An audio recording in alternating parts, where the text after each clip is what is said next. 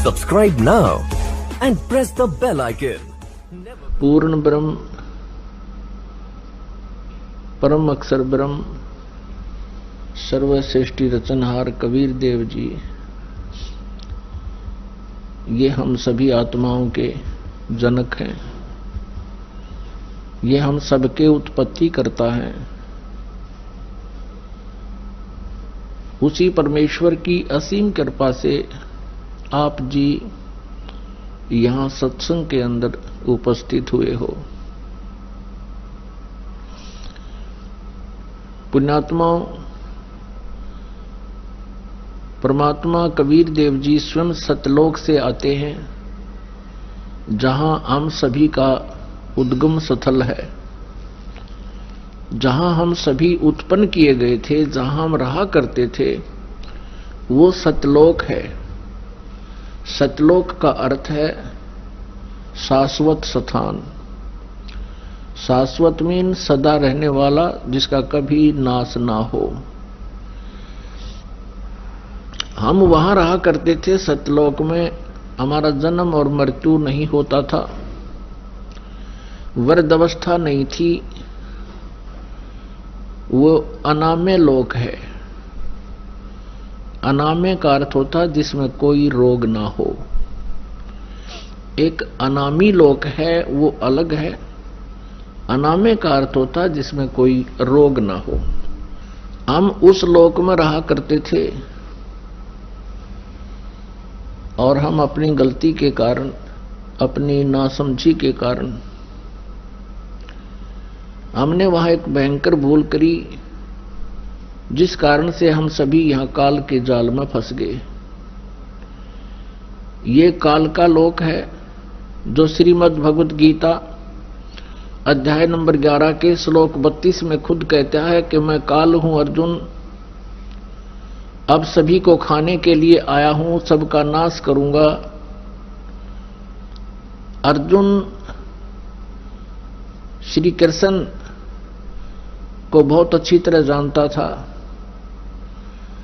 श्री कृष्ण अर्जुन के साले थे, क्योंकि श्री कृष्ण की बहन सुभद्रा अर्जुन से ब्याही थी। और उसके पश्चात भी उस समय जब वो काल प्रकट हुआ, काल आया, प्रवृत्त हुआ, श्री कृष्ण जी के शरीर में प्रवेश होकर के, और फिर शरीर से बाहर निकल के उसने अपना विराट रूप दिखाया, श्री कृष्ण का शरीर ओझल कर दिया। तब अर्जुन पूछता है कि हे महानुभाव, आप कौन हो?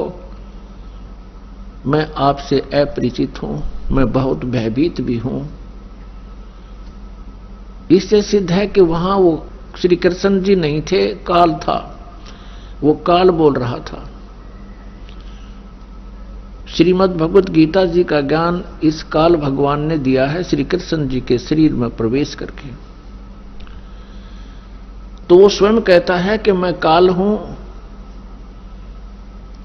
और अब प्रवृत्त हुआ हूं। यदि श्री कृष्ण गीता जी का ज्ञान दे रहे होते तो ये शब्द प्रयोग नहीं करते, और न ही अर्जुन को ये पूछने की आवश्यकता पड़ती आप कौन है। ये वो काल है जो प्रत्येक कार्य, प्रत्येक कर्म ये धोखे से करता है, प्रत्येक को मिसगाइड रखता है, किसी को भी सत्य से परिचित नहीं होने देता। और गीता जी अध्याय नंबर 4 के श्लोक 5 और 9 में ये खुद कहता है, अर्जुन तेरे और मेरे बहुत जन्म हो चुके हैं, तू नहीं जानता, मैं जानता हूं। मेरे जन्म और कर्म अलौकिक हैं। इसके कर्म अलौकिक ऐसे हैं कि ये किसी को सच्चाई से परिचित नहीं होने देता, अपने वास्तविक रूप को कभी किसी के सामने प्रत्यक्ष नहीं करता। ये काल है जिसके लोक में हम फंस गए हैं। और ये स्वयं अर्जुन कह रहा है, क्योंकि वो श्री कृष्ण मान रहा था उनको, कह रहा है कि हे भगवान, आप तो देवताओं को भी खा रहे हो। 11वें अध्याय के 21वें श्लोक में आप ऋषियों को भी खा रहे हो, और वो आपसे ही मंगल कामना कर रहे हैं। प्रार्थना कर रहे हैं अपनी सुरक्षा की, आप उन्हें भी खा रहे हो। कुछ आपकी दाढ़ों में लटके हुए हैं, सब के सब आपके मुख में समा रहे हैं। तो 11वें अध्याय के 32वें श्लोक में कहता है, अर्जुन मैं काल हूं, मैं अब प्रवृत्त हुआ हूं, और तू ना युद्ध करेगा तो भी मैं इनको मार डालूंगा, मैंने इनको खाना है। तो ये लोक इस काल का है और यहां जन्म और मृत्यु कंपलसरी है,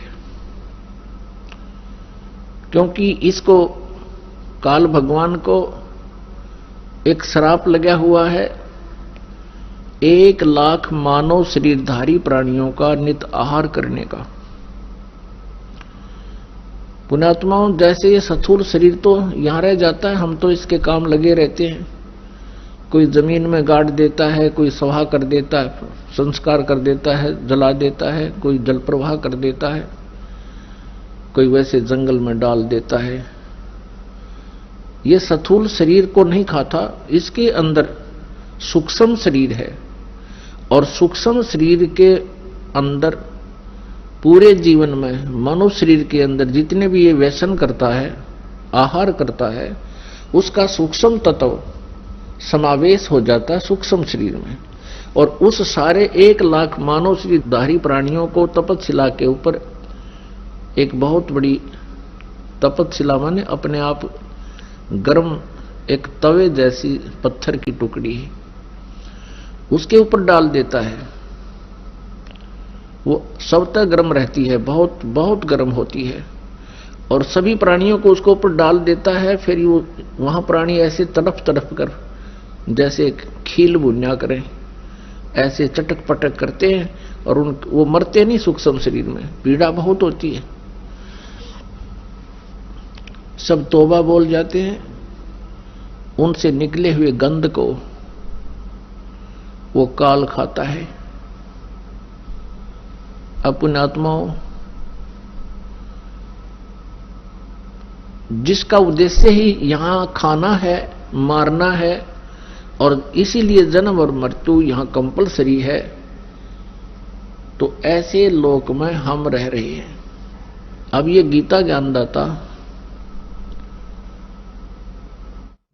ज्योत स्वरूपी निरंजन भी कहलाता है, 21 ब्रह्मांड का स्वामी है, 21 ब्रह्मांड का मालिक है, प्रभु है, राम है। इसको ब्रह्म भी कहते हैं, ब्रह्म, और इसी को सरपुरुष भी कहते हैं, जो गीता जी अध्याय नंबर 15 के श्लोक 16 और 17 में 3 पुरुष बताए हैं। एक सरपुरुष, सरपुरुष ये खुद है, ये ज्योत स्वरूपी निरंजन भी कहलाता है, ये काल भी कहलाता है।